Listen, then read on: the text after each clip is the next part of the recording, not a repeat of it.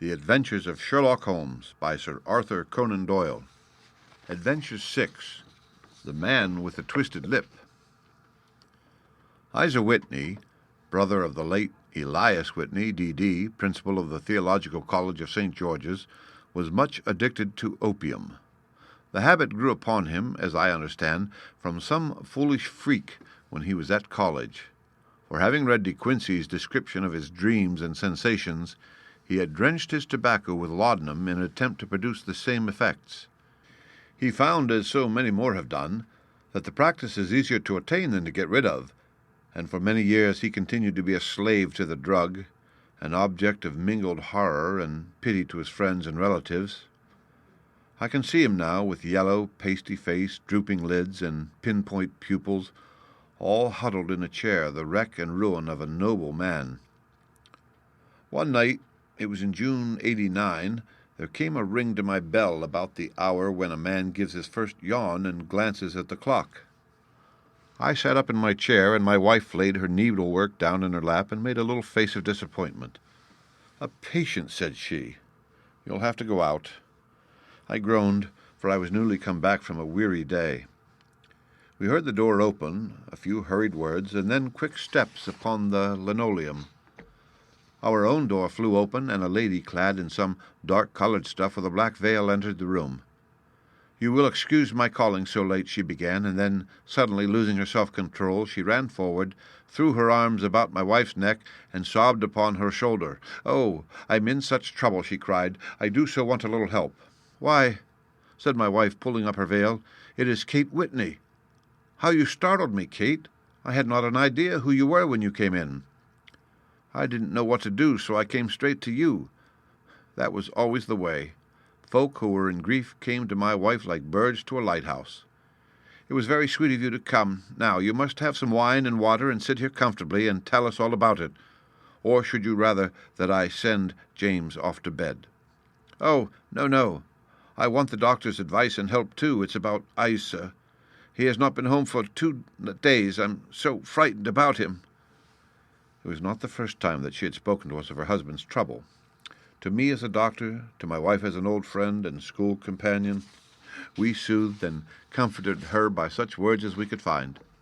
Did she know where her husband was? Was it possible that we could bring him back to her? It seems that it was. She had the surest information that of late he had, when the fit was on him, made use of an opium den in the farthest east of the city. Hitherto his orgies had always been confined to one day, and he had come back, twitching and shattered, in the evening. But now the spell had been upon him 48 hours, and he lay there, doubtless amongst the dregs of the dock, breathing in the poison or sleeping off the effects. There he was to be found, she was sure of it, at the Bar of Gold in Upper Swandam Lane. But what was she to do? How could she, a young and timid woman, make her way into such a place and pluck her husband out from among the ruffians who surrounded him? There was the case, and of course there was but one way out of it. Might I not escort her to this place? And then, as a second thought, why should she come at all? I was Isa Whitney's medical adviser, and as such I had influence over him. I could manage it better if I were alone. I promised her on my word that I would send him home in a cab within 2 hours if he were indeed at the address which he had given me.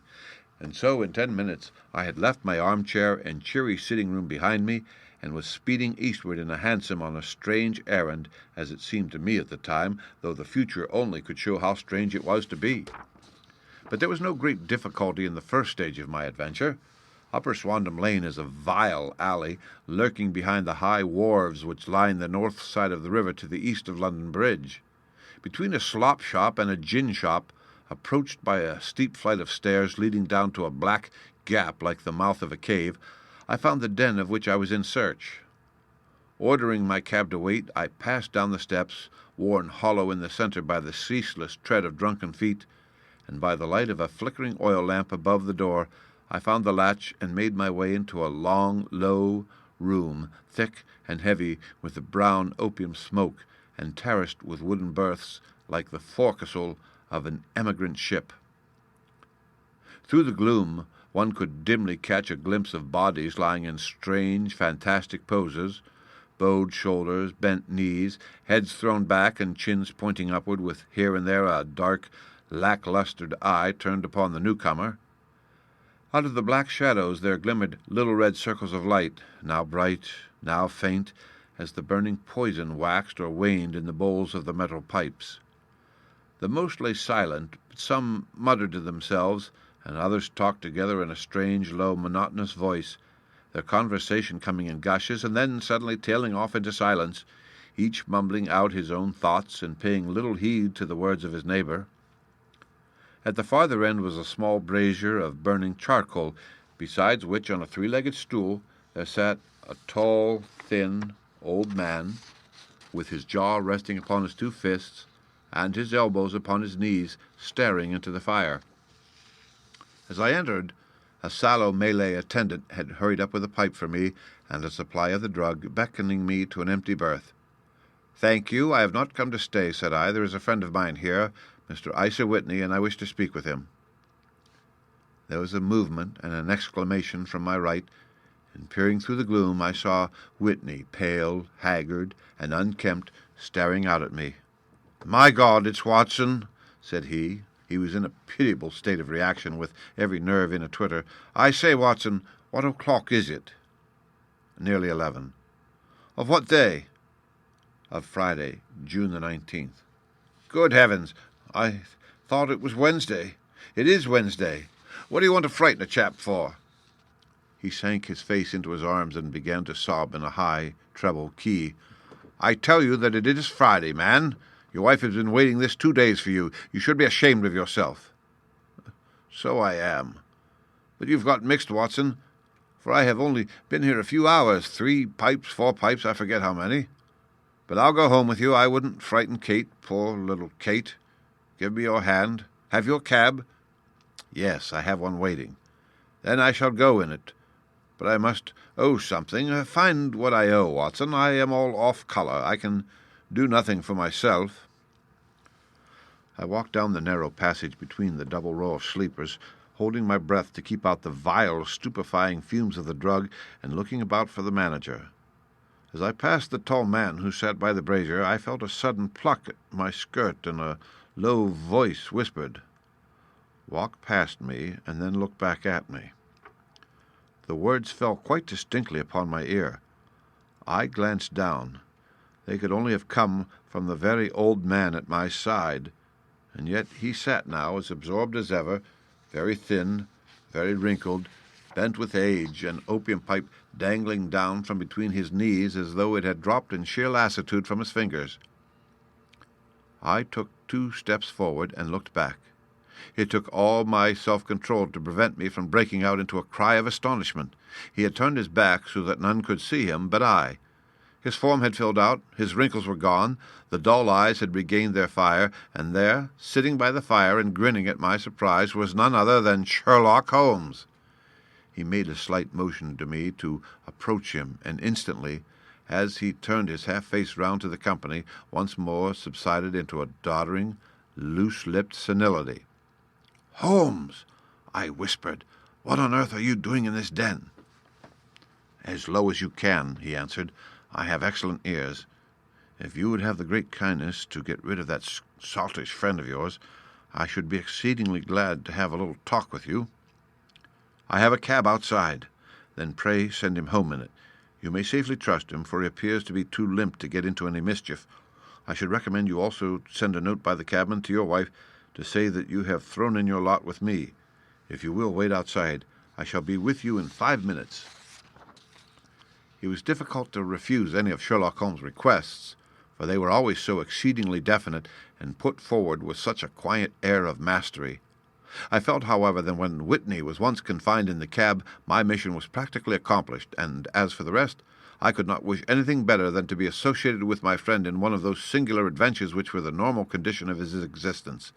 In a few minutes I had written my note, paid Whitney's bill, led him out to the cab, and seen him driven through the darkness. In a very short time a decrepit figure had emerged from the opium den, and I was walking down the street with Sherlock Holmes. For 2 streets he shuffled along with a bent back and an uncertain foot.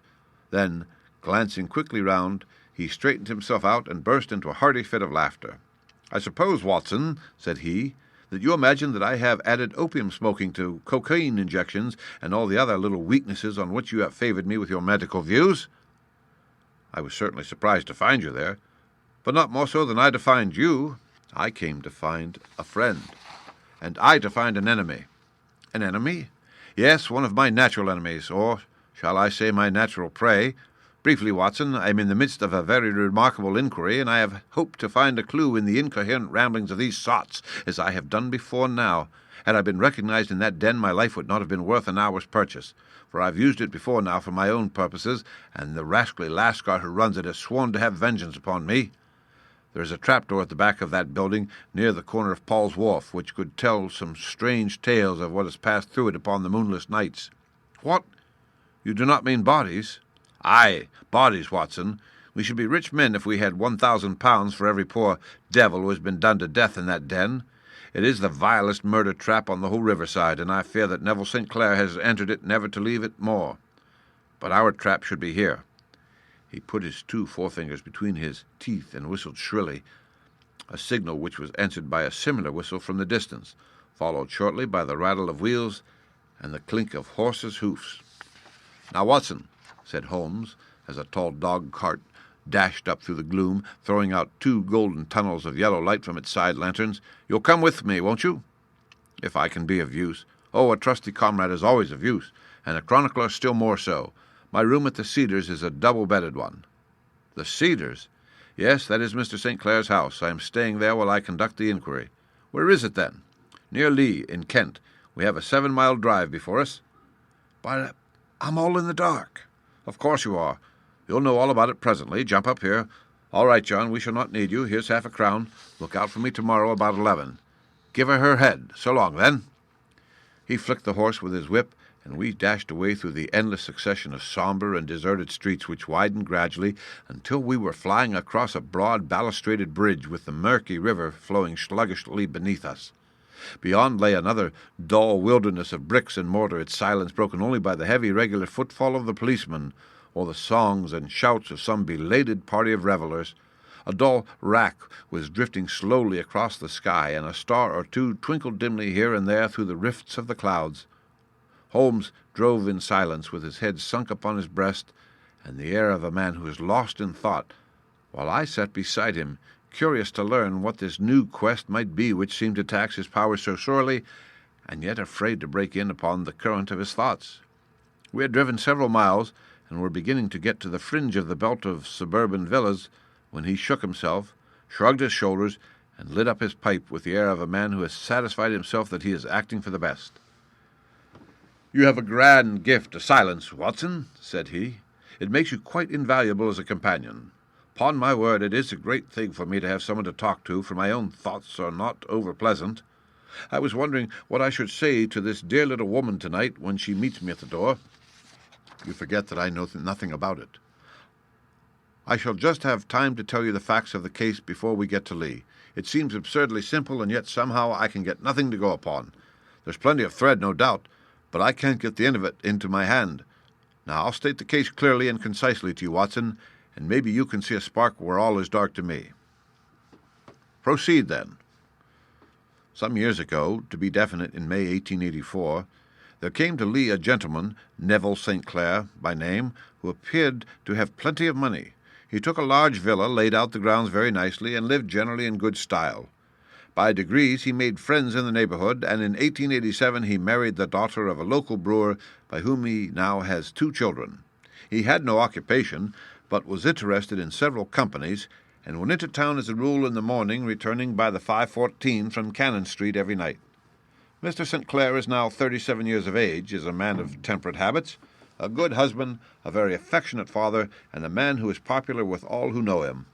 I may add that his whole debts at the present moment, as far as we've been able to ascertain, amount to £88 10s, while he has £220 standing to his credit in the Capital and Counties Bank. There is no reason, therefore, to think that money troubles have been weighing upon his mind. Last Monday, Mr. Neville St. Clair went into the town rather earlier than usual, remarking before he started that he had 2 important commissions to perform, and that he would bring his little boy home a box of bricks. Now, by the merest chance, His wife received a telegram upon this same Monday, very shortly after his departure, to the effect that a small parcel of considerable value which she had been expecting was waiting for her at the offices of the Aberdeen Shipping Company. Now, if you are well up in your London, you will know that the office of the company is in Fresno Street, which branches out of Upper Swandam Lane, where you found me tonight. Mrs. St. Clair had her lunch, started for the city, did some shopping, proceeded to the company's office, got her packet, and found herself at exactly 4:35 walking through Swandam Lane on her way back to the station. Have you followed me so far? It is very clear. If you remember, Monday was an exceedingly hot day, and Mrs. St. Clair walked slowly, glancing about in the hope of seeing a cab, and as she did not like the neighborhood in which she found herself, while she was walking in this way down Swandam Lane, she suddenly heard an ejaculation, a cry, and was struck cold to see her husband looking down at her, and as it seemed to her, beckoning to her from a second-floor window. The window was open, and she distinctly saw his face, which she describes as being terribly agitated. He waved his hands frantically to her, and then vanished from the window so suddenly that it seemed to her that he had been plucked back by some irresistible force from behind. One singular point which struck her quick feminine eye was that although he wore some dark coat, such as he had started to town in, he had on neither collar nor necktie. Convinced that something was amiss with him, she rushed down the steps, for the house was none other than the opium den in which you found me tonight, and running through the front door, she attempted to ascend the stairs which led to the first floor. At the foot of the stairs, however, she met this Lascar scoundrel of whom I have spoken, who thrust her back, and, aided by a Dane who acts as assistant there, pushed her out into the street. Filled with the most maddening doubts and fears, she rushed down the lane, and by rare good fortune met in Fresno Street a number of constables with an inspector, all on their way to their beat. The inspector and two men accompanied her back, and in spite of the continued resistance of the proprietor, they made their way to the room in which Mr. St. Clair had last been seen. There was no sign of him there. In fact, in the whole of that floor there was no one to be found save a crippled wretch of hideous aspect, who it seems made his home there. Both he and the Lascar stoutly swore that no one else had been in the front room during the afternoon. So determined was their denial that the inspector was staggered, and had almost come to believe that Mrs. St. Clair had been deluded, when, with a cry, she sprang at a small deal box which lay upon the table and tore the lid from it. Out there fell a cascade of children's bricks. It was the toy which she had promised to bring home. This discovery, and the evident confusion which the cripple showed, made the inspector realize that the matter was serious. The rooms were carefully examined, and results all pointed to an abominable crime. The front room was plainly furnished as a sitting room, and led into a small bedroom which looked out upon the back of one of the wharves. Between the wharf and the bedroom window is a narrow strip which is dry at low tide, but is covered at high tide with at least 4.5 feet of water. The bedroom window was a broad one and opened from below. On examination, traces of blood were to be seen upon the window-sill, and several scattered drops were visible upon the wooden floor of the bedroom. Thrust away behind a curtain in the front room were all the clothes of Mr. Neville St. Clair, with the exception of his coat. His boots, his socks, his hat, and his watch, all were there. There were no signs of violence upon any of these garments, and there were no other traces of Mr. Neville St. Clair. Out of the window he must have apparently gone, for no other exit could be discovered, and the ominous bloodstains upon the sill gave little promise that he could save himself by swimming, for the tide was at its very highest at the moment of the tragedy. And now, as to the villains who seemed to be immediately implicated in the matter, the Lascar was known to be a man of the vilest antecedents, but, as by Mrs. St. Clair's story, he was known to have been at the foot of the stair within a very few seconds of her husband's appearance at the window, he could hardly have been more than an accessory to the crime. His defense was one of absolute ignorance, and he protested that he had no knowledge as to the doings of Hugh Boone, his lodger, and that he could not account in any way for the presence of the missing gentleman's clothes. So much for the Lascar manager. Now for the sinister cripple who lives upon the second floor of the opium den, and who was certainly the last human being whose eyes rested upon Neville St. Clair. His name is Hugh Boone, and his hideous face is one which is familiar to every man who goes much to the city. He is a professional beggar, though, in order to avoid the police regulations, he pretends to be a small trader in wax vestas. Some little distance down Threadneedle Street, upon the left side, there is, as you may have remarked, a small angle in the wall. Here it is that this creature takes his daily seat, cross-legged with his tiny stock of matches on his lap, and as he is a piteous spectacle, a small rain of charity descends into the greasy leather cap which lies upon the pavement beside him. I have watched the fellow more than once before ever I thought of making his professional acquaintance, and I have been surprised at the harvest which he has reaped in a short time. His appearance, you see, is so remarkable that no one can pass by him without observing him. A shock of orange hair, a pale face disfigured by a horrible scar which by its contraction has turned up the outer edge of his upper lip, a bulldog chin, and a pair of very penetrating dark eyes which present a singular contrast to the color of his hair, all mark him out from amid the common crowd of mendicants, and so too does his wit, for he is ever ready with a reply to any piece of chaff which may be thrown at him by the passers-by. This is the man whom we now learn to have been the lodger at the opium den, and to have been the last man to see the gentleman of whom we are in quest. But a cripple, said I. What could he have done single-handed against a man in the prime of life? He is a cripple in the sense that he walks with a limp, but in other respects he appears to be a powerful and well-nurtured man. Surely your medical experience would tell you, Watson, that weakness in one limb is often compensated for by exceptional strength in the others. Pray, continue your narrative. Mrs. St. Clair had fainted at the sight of the blood upon the window, and she was escorted home in a cab by the police, as her presence could be of no help to them in their investigations. Inspector Barton, who had charge of the case, made a very careful examination of the premises, but without finding anything which threw any light upon the matter. One mistake had been made in not arresting Boone instantly, as he was allowed some few minutes during which he might have communicated with his friend the Lascar, but this fault was soon remedied, and he was seized and searched without anything being found which could incriminate him. There were, it is true, some blood stains upon his right shirt-sleeve, but he pointed to his ring finger, which had been cut near the nail, and explained that the bleeding came from there, adding that he had been to the window not long before, and that the stains which had been observed there came doubtless from the same source. He denied strenuously having ever seen Mr. Neville St. Clair, and swore that the presence of the clothes in the room was as much a mystery to him as to the police. As to Mrs. St. Clair's assertion that she had actually seen her husband at the window, he declared that she must have either been mad or dreaming.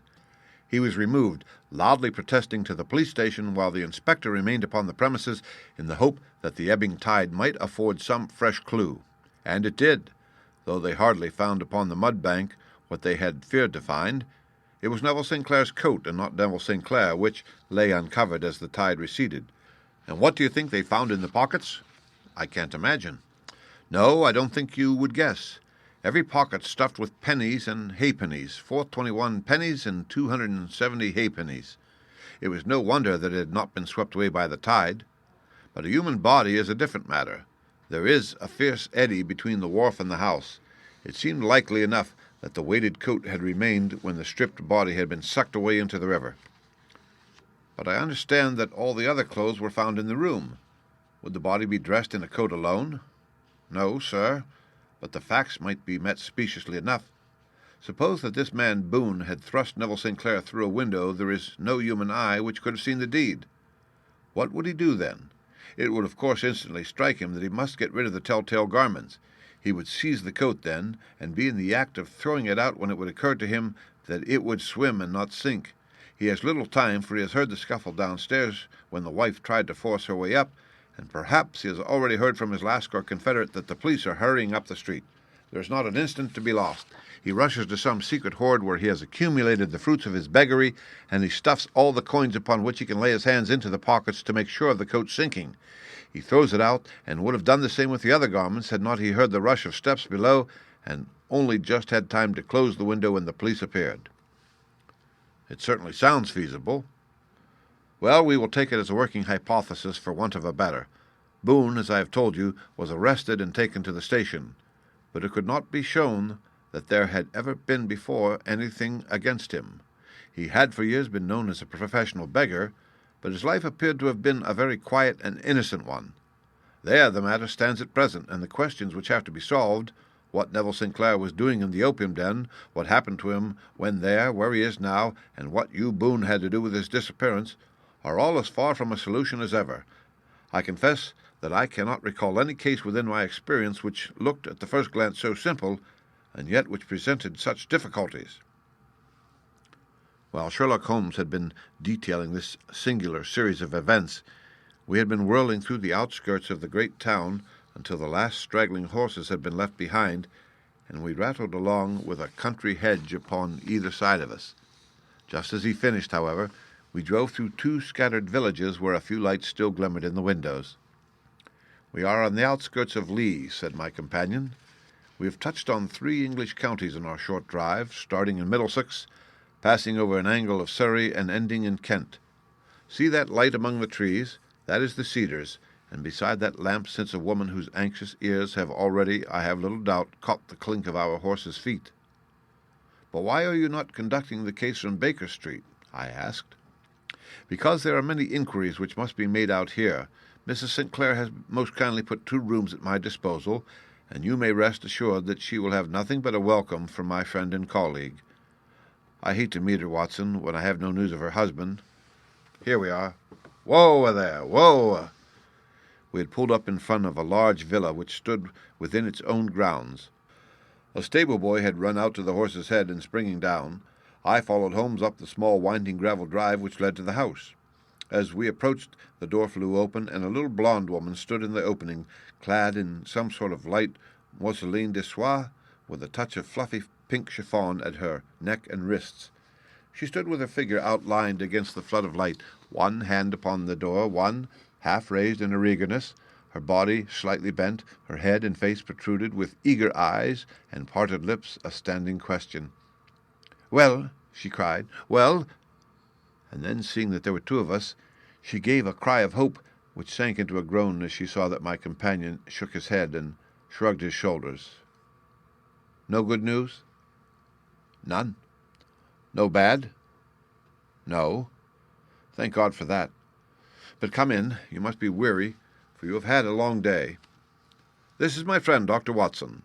He has been of most vital use to me in several of my cases, and a lucky chance has made it possible for me to bring him out and associate him with this investigation." "I am delighted to see you," said she, pressing my hand warmly.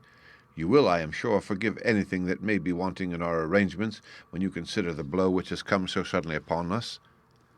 "My dear madam," said I am an old campaigner, and if I were not, I can very well see that no apology is needed. If I can be of any assistance, either to you or to my friend here, I shall be indeed happy." "Now, Mr. Sherlock Holmes," said the lady, as we entered a well-lit dining-room, upon the table of which a cold supper had been laid out, "I should very much like to ask you 1 or 2 plain questions, to which I beg that you will give me a plain answer." "Certainly, madam." "Do not trouble about my feelings. I am not hysterical, nor given to fainting. I simply wish to hear your real opinion." "Upon what point?" "In your heart of hearts, do you think that Neville is alive?" Sherlock Holmes seemed to be embarrassed by the question. "Frankly now," she repeated, standing upon the rug and looking keenly down at him as he leaned back in a basket chair. "Frankly, then, madam, I do not." "You think that he is dead?" "I do." "Murdered?" "I don't say that. Perhaps. And on what day did he meet his death?" "On Monday." "Then perhaps, Mr. Holmes, you will be good enough to explain how it is that I have received a letter from him today." Sherlock Holmes sprang out of his chair as if he had been galvanized. "What?" he roared. "Yes. Today," she stood, smiling, holding up a little slip of paper in the air. "May I see it?" "Certainly." He snatched it from her in his eagerness, and smoothing it out upon the table, he drew over the lamp and examined it intently. I had left my chair and was gazing at it over his shoulder. The envelope was a very coarse one, and was stamped with the Gravesend postmark, and with the date of that very day, or rather of the day before, for it was considerably after midnight. "Coarse writing," murmured Holmes. "Surely this is not your husband's writing, madam?" "No, but the enclosure is. I perceive also that whoever addressed the envelope had to go and inquire as to the address." "How can you tell that?" "The name, you see, is in perfectly black ink, which has dried itself. The rest is of the grayish color, which shows that blotting paper has been used. If it had been written straight off and then blotted, none would be of a deep black shade. This man has written the name, and there has been there a pause before he wrote the address, which can only mean that he was not familiar with it. It is, of course, a trifle, but there is nothing so important as trifles. Let us now see the letter. Ha! There has been an enclosure here. Yes, there was a ring, his signet ring.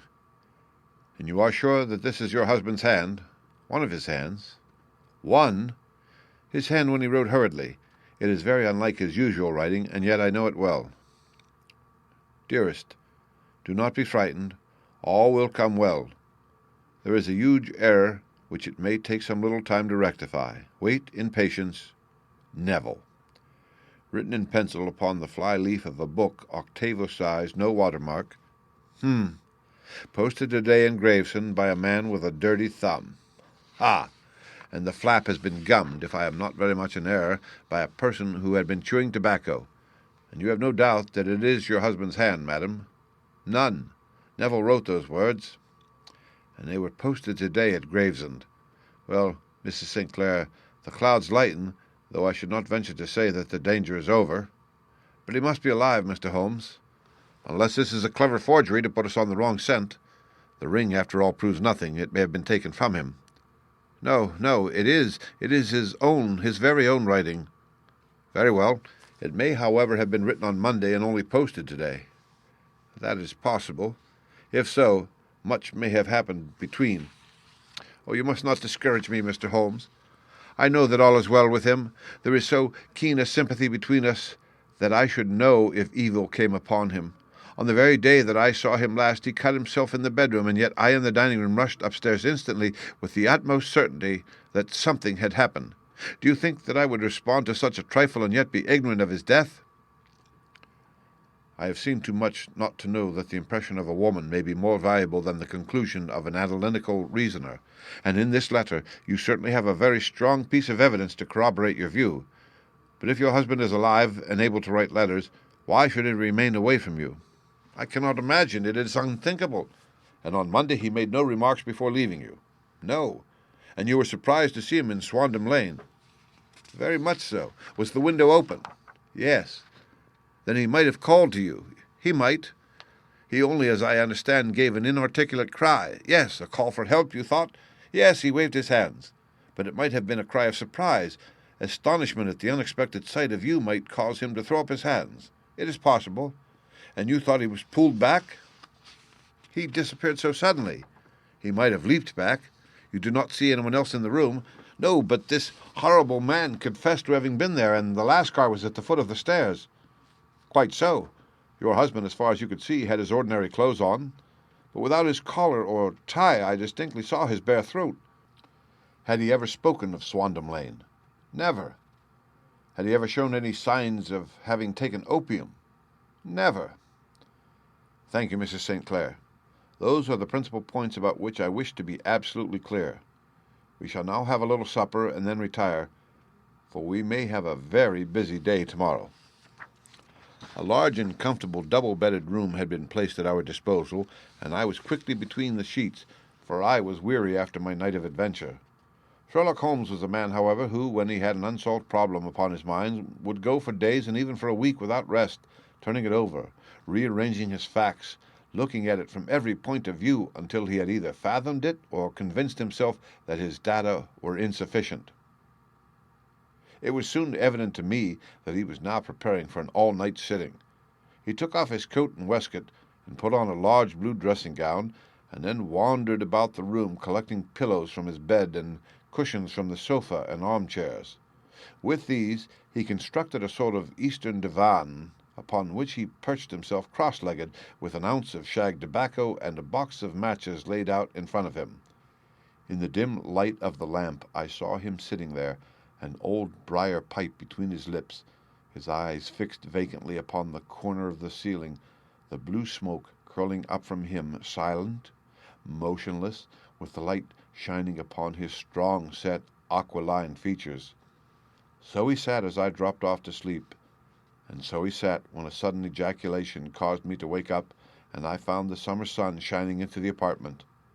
The pipe was still between his lips, the smoke still curled upward, and the room was full of a dense tobacco haze, but nothing remained of the heap of shag which I had seen upon the previous night. "Awake, Watson?" he asked. "Yes." "Game for a morning drive?" "Certainly." "Then dress.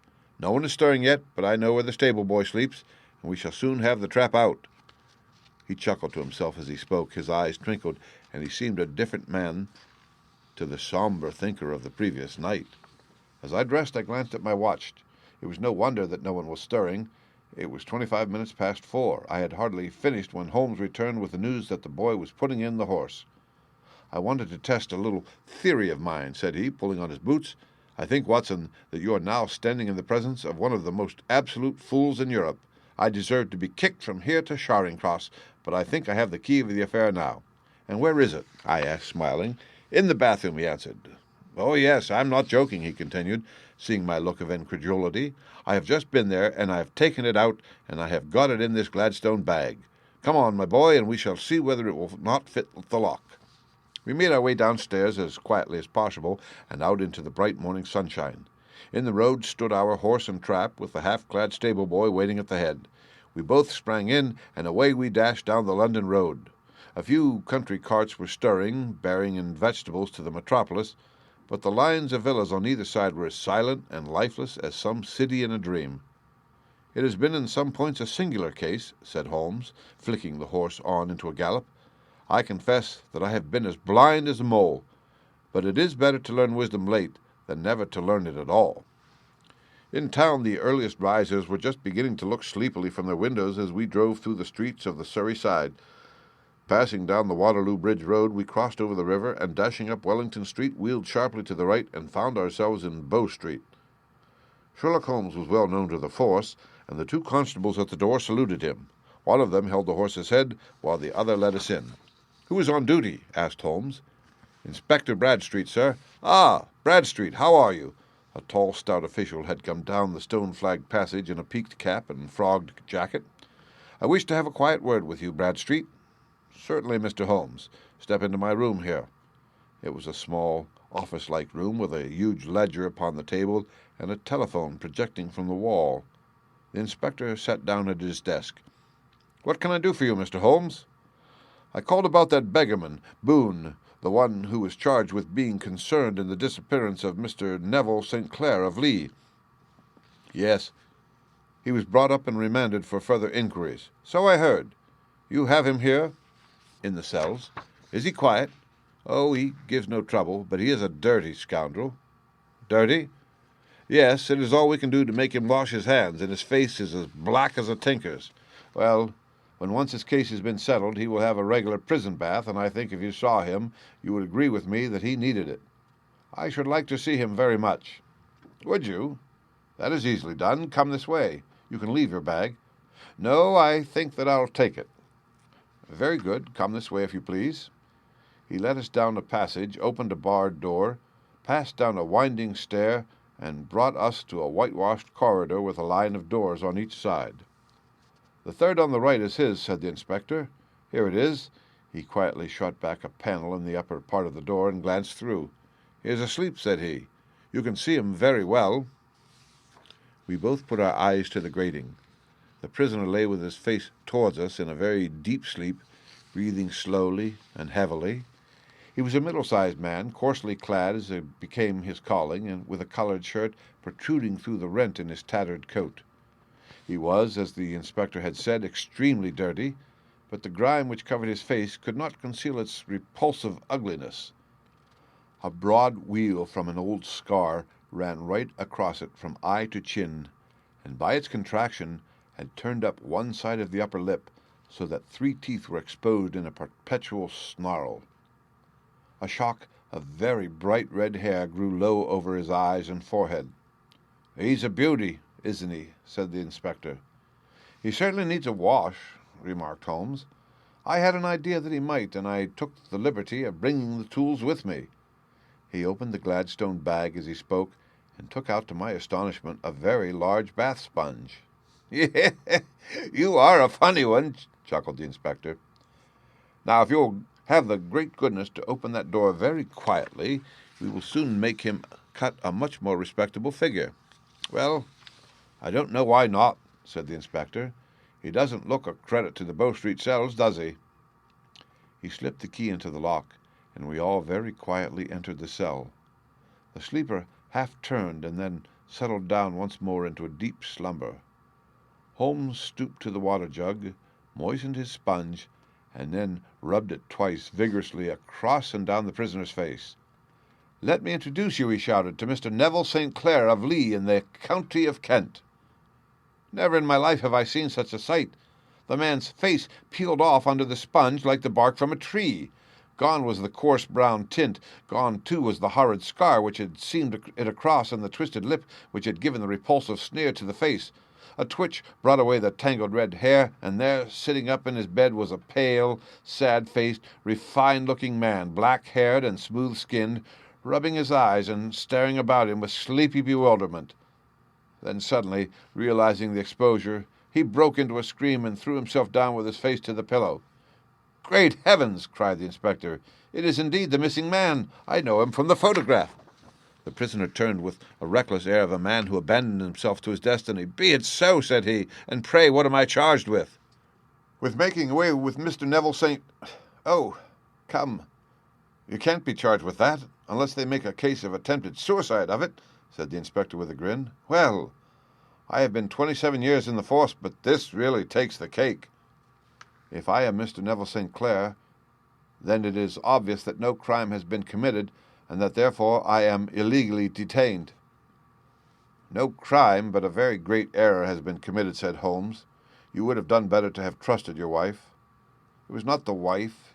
It was the children," groaned the prisoner. "God help me, I would not have them ashamed of their father. My God, what an exposure! What can I do?" Sherlock Holmes sat down beside him on the couch and patted him kindly on the shoulder. "If you leave it to a court of law to clear the matter up," said he, "of course you can hardly avoid publicity. On the other hand, if you convince the police authorities that there is no possible case against you, I do not know that there is any reason that the details should find their way into the papers. Inspector Bradstreet would, I am sure, make notes upon anything which you might tell us and submit it to the proper authorities. The case would then never go into court at all." "God bless you!" cried the prisoner passionately. "I would have endured imprisonment, aye, even execution, rather than have left my miserable secret as a family blot to my children. You are the first who have ever heard my story. My father was a schoolmaster in Chesterfield, where I received an excellent education. I traveled in my youth, took to the stage, and finally became a reporter on an evening paper in London. One day my editor wished to have a series of articles upon begging in the metropolis, and I volunteered to supply them. There was the point from which all my adventures started. It was only by trying begging as an amateur that I could get the facts upon which to base my articles.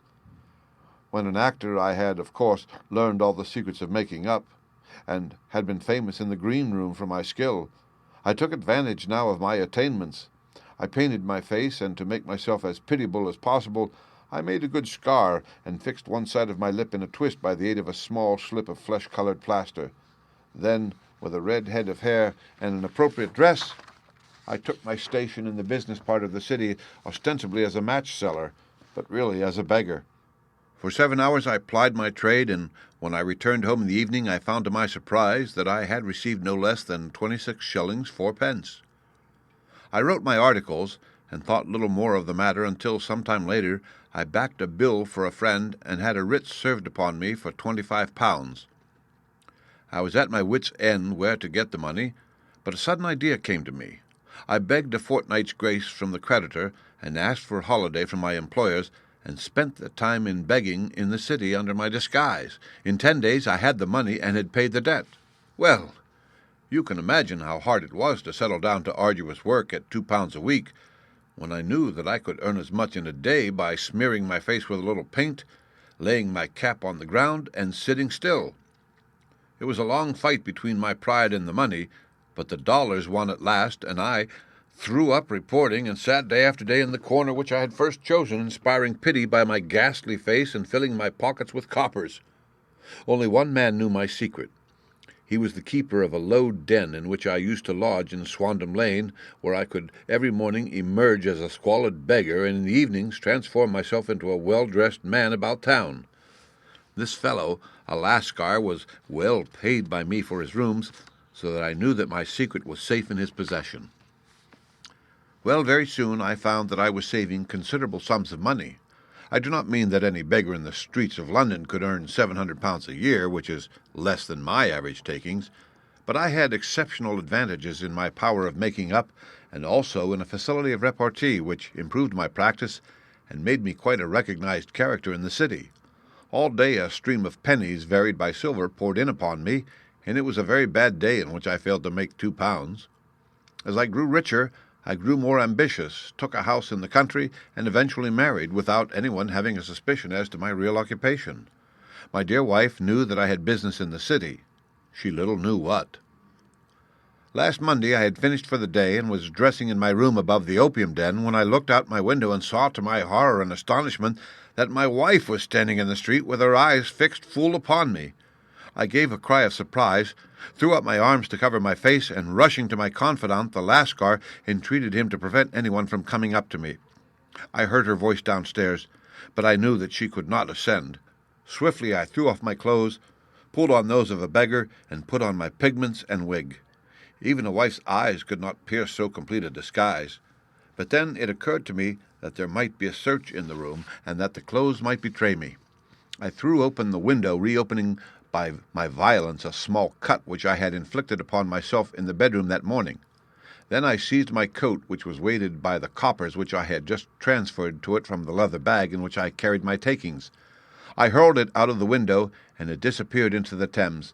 The other clothes would have followed, but at that moment there was a rush of constables up the stair, and a few minutes after I found, rather, I confess to my relief, that instead of being identified as Mr. Neville St. Clair, I was arrested as his murderer.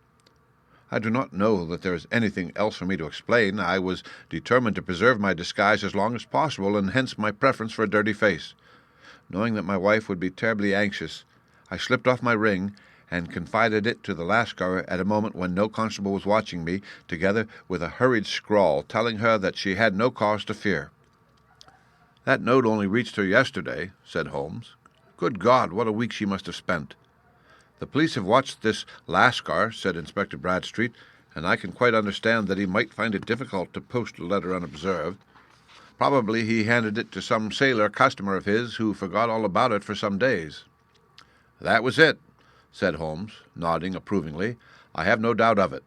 But have you never been prosecuted for begging?" "Many times. But what was the fine to me?" "It must stop here, however," said Bradstreet. "If the police are to hush this thing up, there must be no more of you, Boone. I have sworn it by the most solemn oaths which a man can take. In that case, I think that it is probable that no further steps may be taken. But if you are found again, then all must come out. I am sure, Mr. Holmes, that we are very much indebted to you for having cleared the matter up. I wish I knew how you reach your results." "I reached this one," said my friend, "by sitting upon 5 pillows and consuming an ounce of shag. I think, Watson, that if we drive to Baker Street, we shall just be in time for breakfast." The End. Read by Rick Kistner for Lit2Go on the web at